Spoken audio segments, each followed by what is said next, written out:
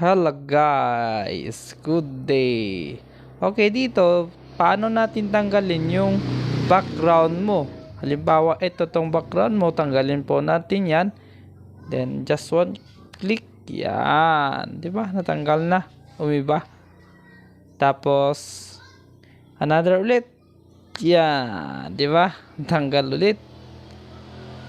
Paiba-iba yung background mo lang. So ito yung tutorial. Panoorin. Lahat dapat nakapag-download ka mismo dito sa Chrome na image na gusto mong i-background sa inyong video. So dito click po natin tong CapCut para dito tayo kasi mag-edit. So yan, natin tong CapCut. Then click new project. Yan, click po natin yan. Then ito yung video na igawan po natin. Yan So ito yung tutorial. Then kuha tayo ng ilagay po natin na pang background.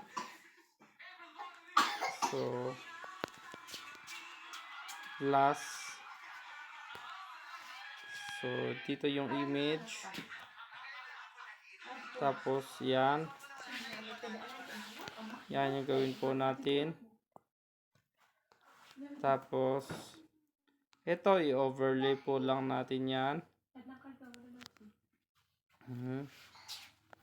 Dito sa baba.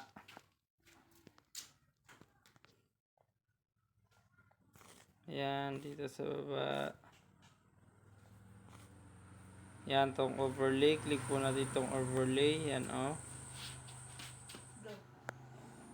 Yan, then adjust po lang natin. Then, click po natin tong video. Tapos, cut out. Itong cut out. Yan.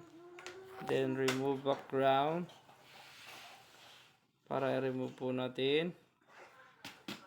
Yan. Turn off cut out. Yan. Click po natin yan. Ito. Diba? Natanggal. Ayan Ayan.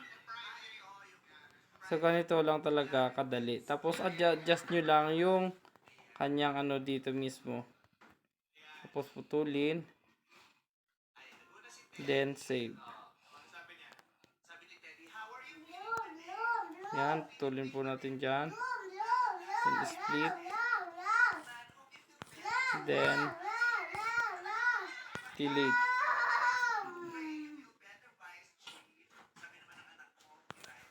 Delete. Then, save. Yan. Sana po meron po kayong natutunan. Thank you for watching.